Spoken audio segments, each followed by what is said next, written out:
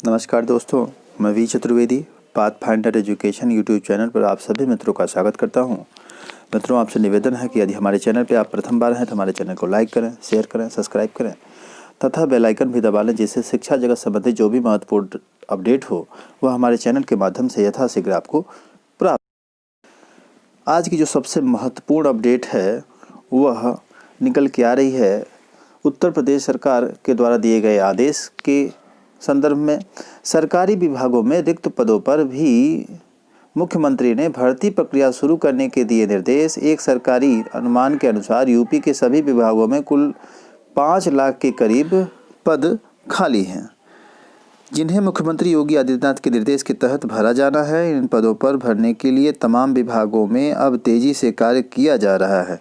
अब तक 69,691 युवाओं को नियमित भर्ती करने का कार्य पूरा किया जा चुका है। मुख्यमंत्री योगी आदित्यनाथ द्वारा शुरू कराए गए मिशन रोजगार अभियान के तहत अब लाखों लोगों को रोजगार व स्वरोजगार से जोड़ा जा चुका है।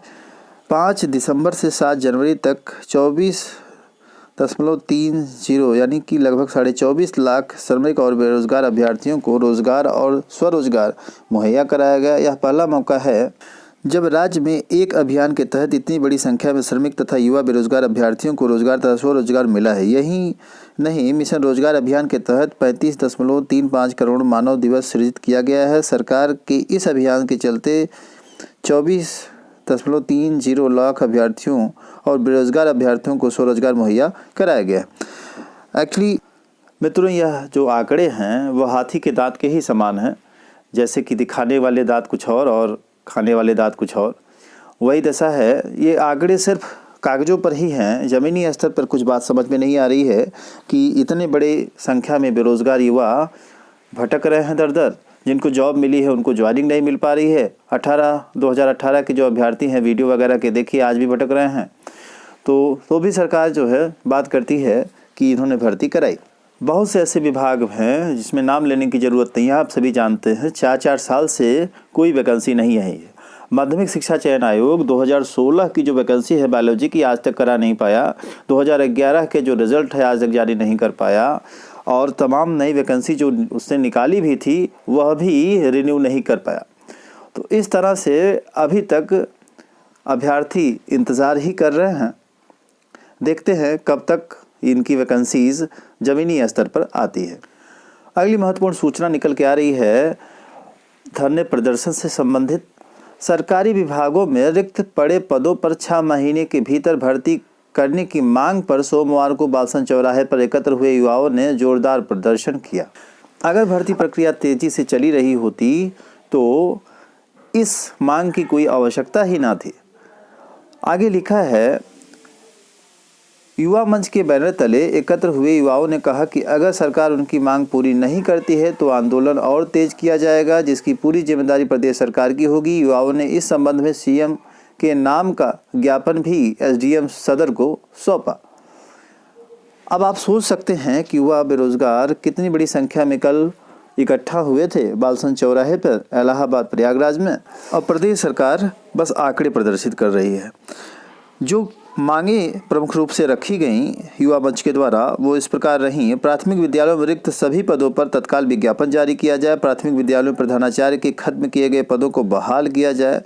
उच्चतर शिक्षा चयन आयोग से जो भर्ती आनी थी उसको यथाशीघ्र जमीनी स्तर पर लाया जाए, मतलब दिखाई दे भर्ती प्रक्रिया उसकी शुरू की जाए। 2016 बायोलॉजी के अभ्यर्थियों की परीक्षा कराने की भी मांग इसमें मांगी गई और कहा गया, ज्ञापन में एसडीएम को सौंपा गया, जो कि मुख्यमंत्री तक पहुंचे। अगली महत्वपूर्ण अपडेट निकल के आ रही है, सरकारी विभागों में 40,000 पदों पर होगी भर्ती। बार बार न्यूज़ पत्रों में इस तरह की सूचना आती रहती है कि जितने भी बेरोजगार युवा हैं उनके लिए 40,000 50,000 ऐसी वैकेंसीज जो है आ रही हैं। साथ ही साथ कुछ इसमें सूचना दी है, रोजगार मेले से संदर्भित दिया है। 1,000 पदों के लिए चल रही है भर्ती, ऑनलाइन करना होगा आवेदन। कंपनी की ओर से यदि किसी युवा का नौकरी देकर फिर से निकाल दिया जाता है तो इसकी पूरी जानकारी वेबसाइट पर देनी होगी। ऐसा न करने पर कंपनी के विरुद्ध सरकारी नियमों के तहत कार्रवाई के साथ पंजीयन भी रद्द किया जा सकता है। वर्तमान में लगभग 35 लाख से अधिक बेरोजगार और इससे भी अधिक श्रमिक पंजीकृत हैं। तो आप समझ सकते हैं कि बेरोजगारी की क्या कंडीशन हो गई है हमारे देश में। अगली महत्वपूर्ण सूचना निकल के आ रही है 36,590 अभ्यर्थियों को विद्यालय आवंटन का इंतजार। बेसिक शिक्षा विभाग 69,000 शिक्षक भर्ती में नियुक्ति पत्र पाए 36,590 अभ्यर्थियों को विद्यालय आवंटन का इंतजार है।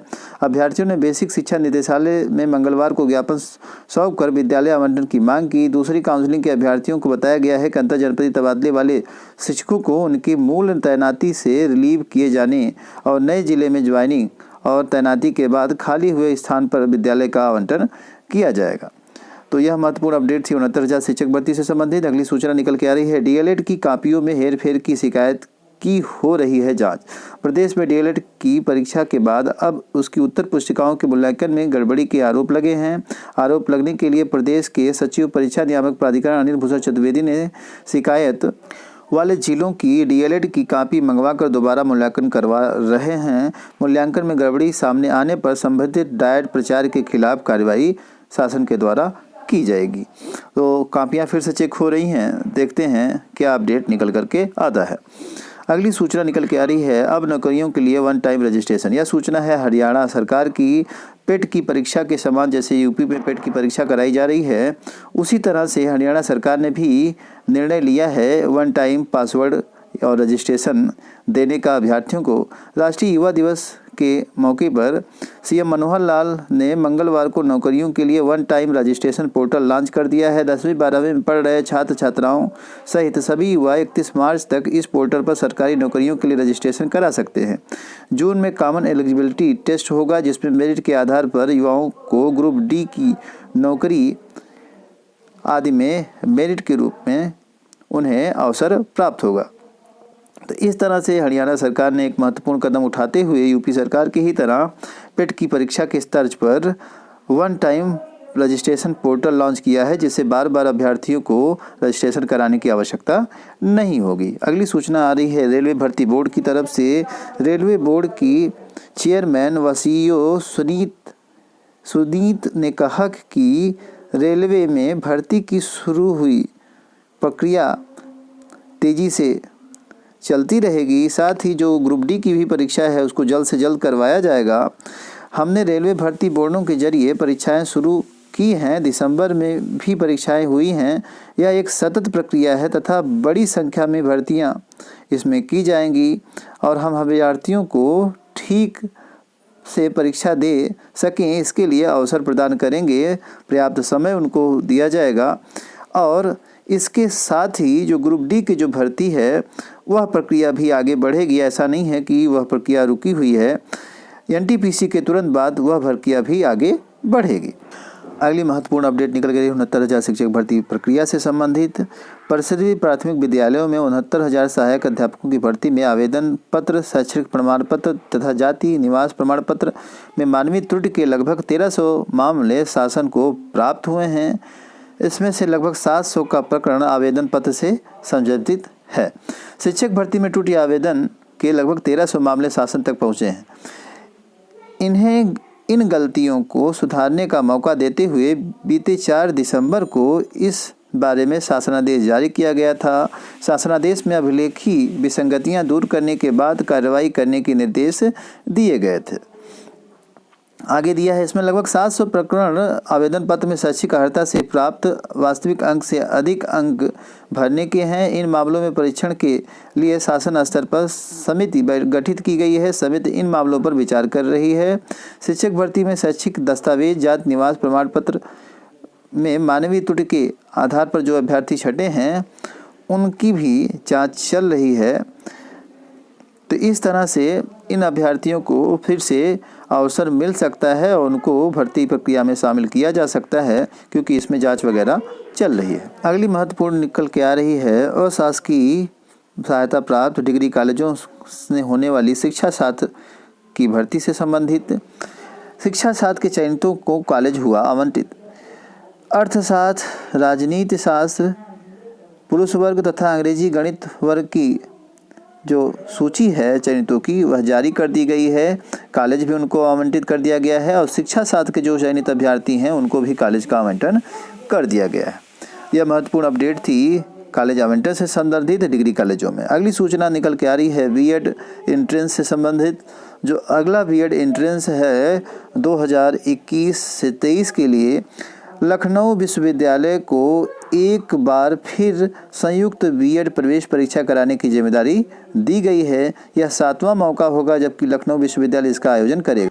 उच्च शिक्षा विभाग के विशेष सचिव मनोज कुमार ने सोमवार को इसका आदेश जारी कर दिया।